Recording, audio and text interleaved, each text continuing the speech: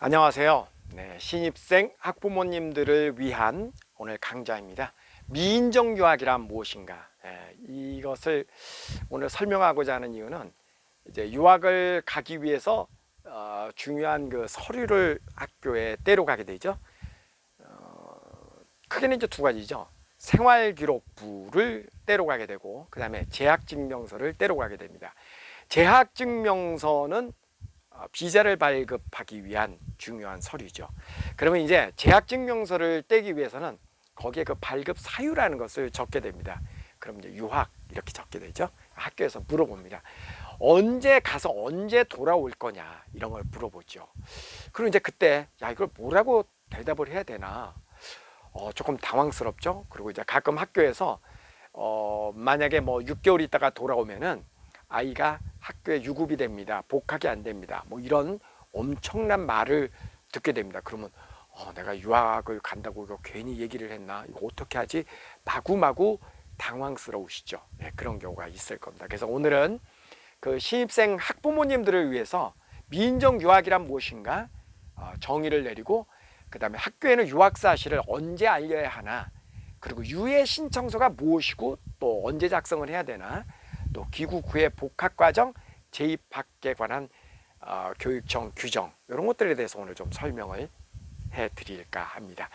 예전에도 제가 그 재입학 그 돌아와서 이제 복학하는 과정에 대한 동영상을 한번 찍어봤는데 아마 찾아보면 있을 겁니다. 그거하고 이거하고 같이 이렇게 보시면은 더욱더 도움이 많이 될 것 같습니다. 오늘 다가 최대한 설명을 해볼게요. 요즘 그 문의를 해오시는 분들이 더러 계셔서요. 자, 먼저 아이가 유학을 간다고 학교에다 얘기를 하면 부모님하고 같이 나가는 건가요? 아니면 아이만 가나요? 엄마하고 같이 가나요? 이렇게 물어보죠. 그러면 아이만 혼자 가게 됩니다 라고 물어보면 네, 그건 미인정 유학입니다 라고 얘기를 합니다. 그럼 먼저 저 미인정 유학이라는 용어 자체가 조금 불쾌하죠. 그죠? 왠지 미인정? 인정을 못 받는다? 불법?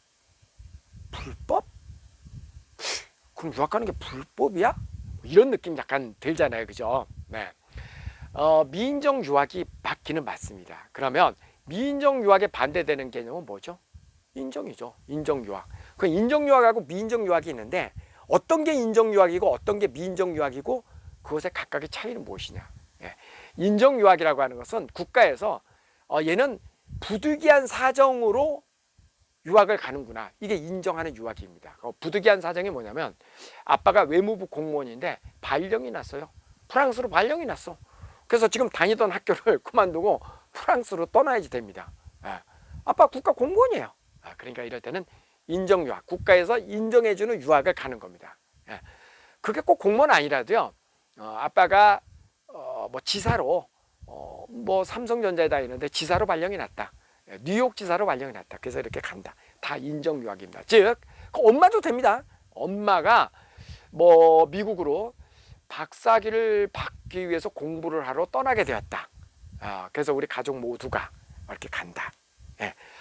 그거 다 인정 유학입니다. 다시 얘기해서 부모가 엄마 또는 아빠가 합법적인 해외에 나갈 수밖에 없는 합법적인 이유를 가지고 나가게 될 때 아이는 부모를 따라서 그냥 이렇게 나가는 경우 그런 거를 인정유학이라고 그러고, 부모가 어떤 특별한 인정을 받을 만한 이유로 나가는 게 아니고 아이 혼자 간다거나, OSS 유학 같은 게 이제 관리형 유학이니까 아이 혼자 나가는 경우죠. 또는 엄마가 아이를 데리고 나가는, 뭐 쉽게 얘기하는 기러기 유학, 이런 거, 그런 것도 다 미인정 유학입니다. 미인정 유학. 다시요. 인정 유학은 부모가 직장 관계로 어쩔 수 없이 해외로 발령이 나서 아이가 따라가는 경우가 인정 유학. 그 이외의 것들은 전부 다 미인정 유학입니다. 고로 아이 혼자 이렇게 가는 OSS 유학은 미인정 유학입니다. 그 인정 유학하고 미인정 유학은 크게 다른 한 가지가 있죠. 인정 유학은 기간과 관계없이 언제나 돌아와도 한국에 복학이 됩니다. 그 아빠 따라 갔는데 4개월 만에 아빠가 재발령이 나서 한국으로 다시 발령이 났어요. 그거 들어오게 됐습니다. 그러면 그냥 자기 학년으로 이렇게 들어갑니다. 그런데 미인정 유학 같은 경우에는 엄마랑 둘이 이렇게 기러기 유학을 갔는데 그냥 엄마가 뭔 일이 있었어.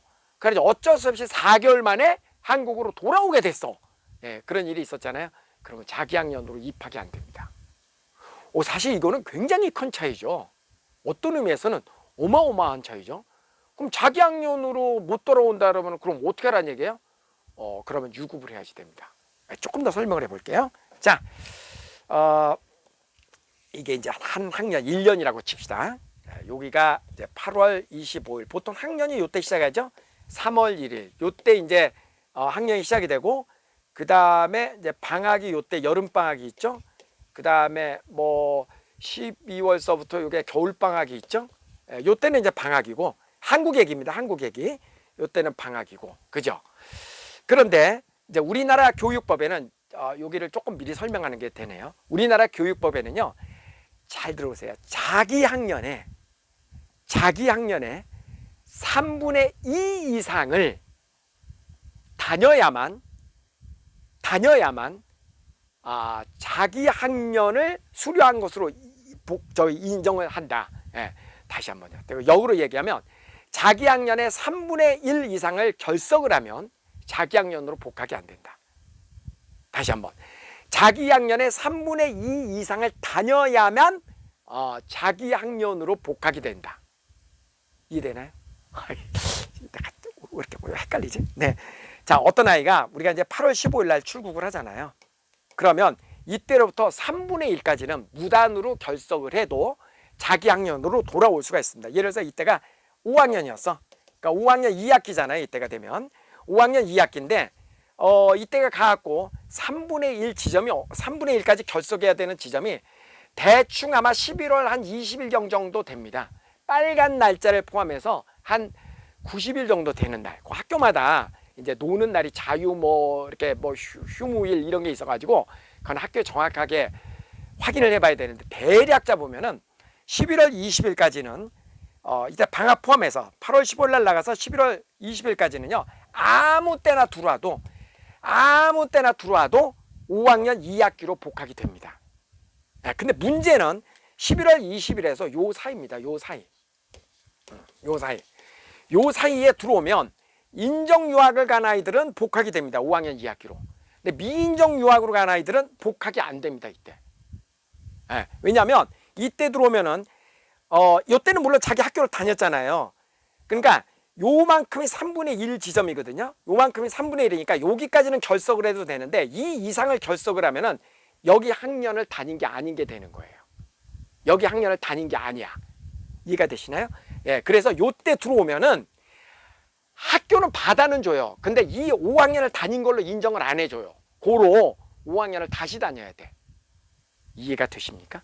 그런데 요게 규정이 되게 애매해요. 만약에 12월 25일이 지나면은 요때가 이제 2학기잖아요. 5학년 2학기잖아요. 이때가 5학년 2학기를 마친 시점에 돌아온다. 만약에 12월 23일, 1월 5일 이럴 때 만약에 들어오잖아요. 겨울방학 중에 들어오잖아요. 그러면 요때 외국에서 캐나다에서 공부한 증명을 가지고 들어오면 1학기는 한국에서 다녔잖아요. 2학기는 캐나다에서 이렇게 다녔잖아요. 그러면 자기 학년으로 복학은 안 되지만 다음 학년으로는 복학이 됩니다. 자, 이게 또 예술이죠. 예, 미인정 유학의 경우입니다. 예, 인정 유학은 이미 아무 때나 들어와도 복학이 되니까 그건 신경 안 써도 되고요. 우리는 이제 미인정 유학자니까 미인정 유학은 2학기 때 출국한 아이들은 정의를 다시 해볼게요. 11월 20일 이전에 들어오면 아무 때나 복학이 되고 그 다음에 11월 20일서부터 그 2학기가 끝나기 전 요 사이에 들어오면 복학이 안 되고 요 기간 동안을 외국에서 공부를 하고 겨울방학 때 들어오면 다음 학년으로 복학은 됩니다. 그 얘기는 뭐예요? 6개월만 하고 돌아와도 다음 학년으로 진급은 된다. 그런 얘기입니다. 다시 한번 6개월만 하고 돌아와도 다음 학년으로 가는 거는 문제가 없다. 그런데 여기서 굉장히 중요한 게 하나가 있습니다. 뭐냐면 1월에 출국하는 경우 1월 3일에 예를 들어서 출국을 한다. 겨울에 출국하는 경우에는요 6개월을 하고 돌아오면은 6월 말에 돌아오잖아요. 예를 들어서 그러면은 이때 들어오면은 이 2학기 때 복학을 해야 되는데 반을 1년에 자기 학년의 반을 외국에서 보내고 이렇게 하면은 자기 학년을 이수한 게 안 돼요. 고로 겨울에 출국한 아이들은 6개월 하고 돌아오면은 복학이 안 된다. 여름에 출국한 아이들은 6개월 하고 돌아오면 다음 학년으로 복학이 된다. 이해되셨습니까? 이해되셨어요? 됐습니다. 네. 그래서 아주 또 테크니컬하게 이야기를 하면요. 1월 달에 출국한 아이들은 1월 달에 출국한 아이들은 어쨌든 복학이 안 돼요. 1년 하고 와야 돼요. 여름에 출국하는 아이들은 이렇게 가갖고 2월 말에 들어와도 됩니다. 캐나다에서 2월 말에 돌아와도 3월 1일 날 다음 학년으로 갈 수 있습니다. 그러니까 그거는 6개월이 아니고 7개월, 8개월 뭐 이렇게 있다가 와도 된다라는 그런 의미입니다. 테크니컬하게. 네, 이제 정리되셨죠? 네. 그러니까 요것만 피해주면 됩니다. 여름에 출국하는 아이들은 11월 20일에서 12월 20일 사이, 요 사이만 입국을 안 하면 됩니다. 네, 그러면 됩니다. 이해되셨죠? 그 이제 정리가 됐을 것 같고, 그 다음에 이제 학교에는 그럼 유학 사실을 언제 알려야 할까? 이 얘기인데요. 이렇게 되는 겁니다. 이제 아이가 유학을 가잖아요. 이제 방학 때 가잖아요. 이제 방학 때 가면 8월 25일 날쯤 이제 새로운 학년이 시작이 되죠. 그럼 출석을 부를 거 아닙니까? 그러면은 철수가 유학을 갔어요. 그러면 철수 담임 선생님이 어머 철수 유학 갔네. 그리고 이제 학병을 부를 거 아닙니까? 철수 언제 와요? 그러면 학교에서는 의무적으로 어떤 의무가 있냐면 재학하고 있는 학생은요 90일이 되는 지점까지, 그러니까 여기서는 이제 90일은 이제 정확하게 얘기하면 빨간 날짜를 빼고 수업 일수의 3분의 1까지는 무단 결석을 해도 되니까 그때까지는 출석을 부르는 겁니다. 그리고 빨간 날짜 공휴일까지 포함하면 그게 약 90일 정도 되는 거예요.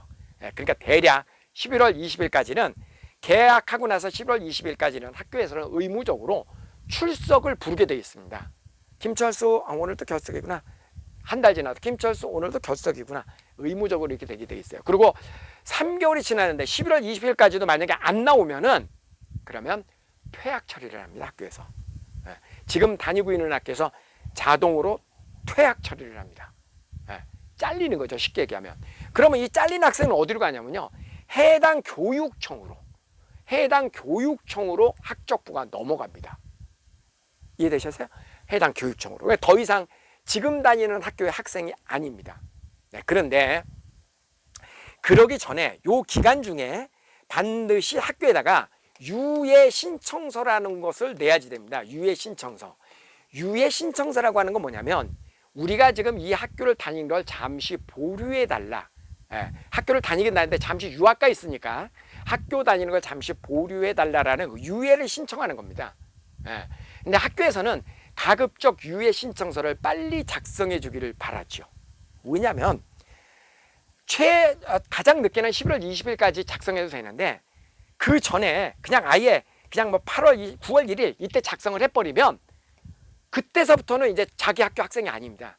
이미 이제 교육청으로 넘어가는 거고요. 학적부가. 그러니까 그때서부터는 출석을 안 불러도 되거든요. 그러니까 담임 선생님이 이 학생에 대해서 잊어먹어도 되거든요.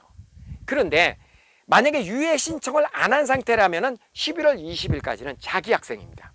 그러니까 자기 학생일 때는 선생님은 어떤 의무감을 갖고 있냐면 학생의 행동과 위치와 이런 것에 대해서 모니터링할 의무를 갖고 있어요. 그래서 유예 신청이 안 된 상황에서는 아마 그렇게 물어볼 겁니다. 아이를 주기적으로 캐나다에서 생활하고 있는 사진을 보내라 라고 하는 선생님도 계시고 뭐 다양한 방법으로 선생님이 그런 어떤 의무감을 갖고 있기 때문에 내가 관리하는 학생이 지금 어디에서 뭘 하고 있는지를 알아야 되기 때문에 이 제도가 왜 생겼냐면 예전에 학생이 장기 결석을 했는데 이게 아이가 나중에 뭐 이렇게 뭐 분실? 안 보였는데 뭐 죽은 채로 발견되고 이런 사건이 예전에 몇 건 있었습니다. 그래서 그 다음서부터는 이 장기 결석하는 것에 대해서 모니터링하는 것이 굉장히 이 선생님들에게는 중요한 업무가 됐거든요. 그러니까 선생님들은 가급적 이 모니터링하는 아이의 아이가 어디에서 뭘 하고 있는지 이거 추적해야 되는 의무감으로부터 벗어나고 싶어 합니다. 그럼 벗어나게 해주는 게 뭐냐면 유예 신청서를 작성하는 겁니다. 유예 신청서. 그러면 이제 부모는 유예 신청서를 언제 작성하시면 되냐면요. 비자가 나오면 바로 그냥 작성해 주셔도 됩니다. 학생 비자가 나오잖아요. 그럼 이제 학생 비자가 나오면 이제 뭐 와서 공부하는 거니까 우리 아이는 유예를 신청합니다. 이렇게 유예 신청서 작성해 주면 돼요. 이 신청서 작성할 때 뭐 캐나다에 가 있을 때 어느 학교를 다니고 또 캐나다에 갈 때 연락처는 누구고 그러면 현지 선생님도 연락처 이런 거를 적게 돼 있어요. 그럼 저희에게 문의해 주시면 저희가 그 정보를 드립니다. 그래서 유예 신청서를 작성하는 겁니다. 그러니까 유예 신청서를 작성하면 그 날부로 이제 이 학생은 그 학교의 학생이 아닙니다. 더 이상.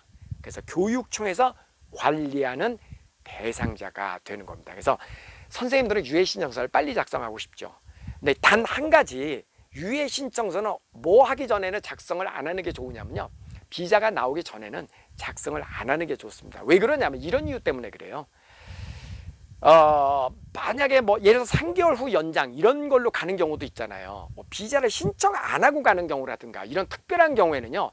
나중에 학생 비자를 신청할 때 학교로부터 재학증명서를 발급받아야 됩니다. 영문으로 재학증명서.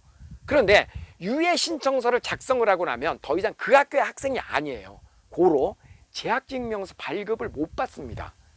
그러면 어떻게 되죠? 비자 받는데 문제가 생깁니다. 비자 서류가 빠지잖아요. 그렇기 때문에 비자를 받기 전에는 유예 신청서를 안 하는 게 정답이고요. 비자를 받고 나면 유예 신청서를 바로 그냥 작성해서 제출하시면 됩니다. 예. 자, 유예 신청서를 작성해서 제출하고 나면 그러면은 이제 이 아이는 더 이상 이 학교의 학생이 아닙니다. 예. 교육청에서 관리하는 학생이 됩니다. 예. 그럼 이제 그다음 어떻게 하냐면요. 돌아오잖아요. 귀국 후에 복학거자. 돌아오면은 캐나다에서 올 때 서류를 떼어 갖고 옵니다. 중요한 몇 가지 서류. 첫째는 재학했다라는 사실을 증명하는 재학증명서, 성적증명서 이런 것들을 다 떼어 갖고 옵니다. 근데 여기서 중요한 게 이제 우리가 예를 들어서 자, 내가 지금 뭐 어떤 동에 살아요. 뭐 대구에 뭐 수성구에 살아. 여기 사는데 내가 여기 사는데 여기에서 갈 수 있는 학교가 한 3개가 있다. A, B, C 3개 학교가 있다. 근데 나는 이 학교를 가고 싶다. 그러면 그 학교에 초등학교 같은 경우에는 그냥 이 학교에 가갖고 복학 신청을 하는 겁니다. 저 돌아왔어요. 네, 그동안 안녕하셨죠? 저 돌아왔어요. 하고 얘기를 하면 학교에서 뭐를 요구하냐면 캐나다에서 공부하고 있는 동안 정식으로 인가받은 학교에서 공부했다고 하는 재학사실 증명서 같은 것을 요구를 하고 그 다음에 이 아이가 우리 학교에 배정을 받을 수 있는 주민등록이 되어 있는지 뭐 이런 것들을 요구를 합니다. 그러면 학교에서 이제 우리가 캐나다에서 아이들 보낼 때 그런 서류를 다 아이들 편에 가지고 오게 이제 다 작성을 해서 보내거든요.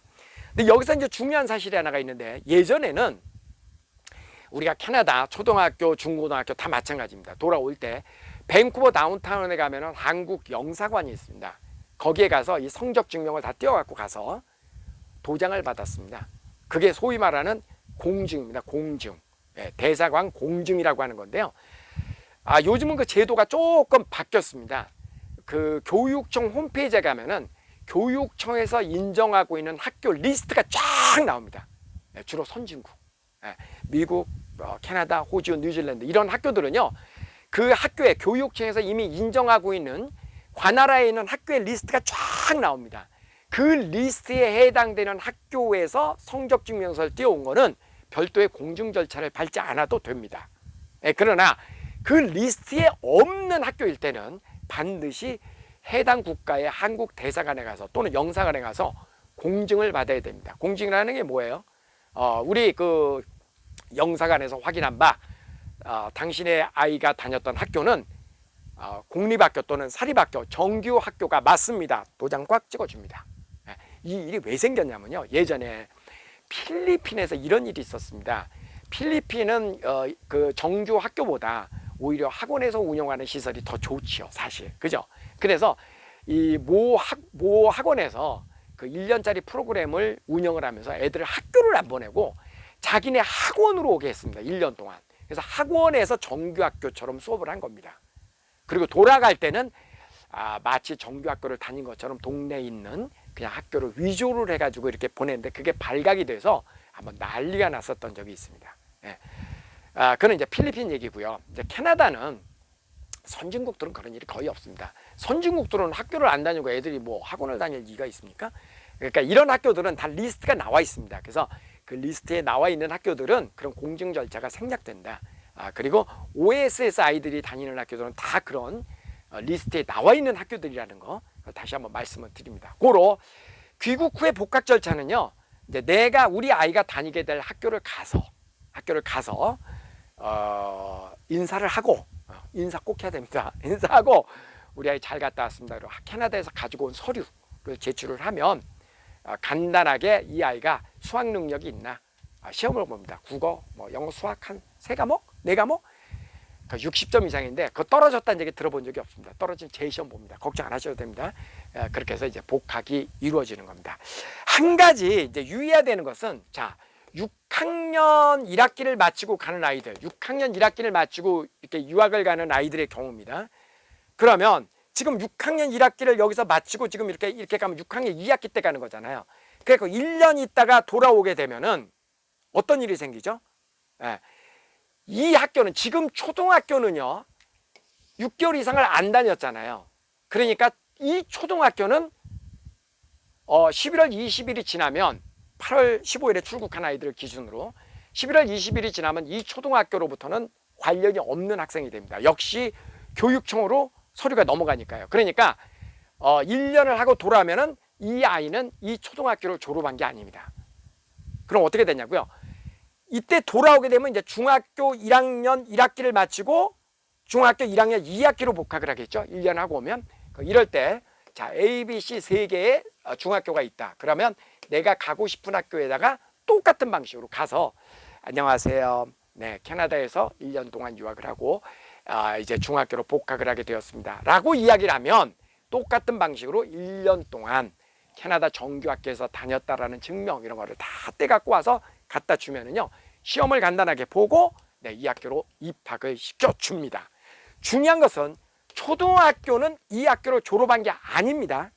초등학교는 이 학교를 졸업한 게 아니지만 그렇다고 해서 초등학교 자격이 없는 건 아닙니다. 초등학교를 졸업한 것으로 인정을 해주는 거죠.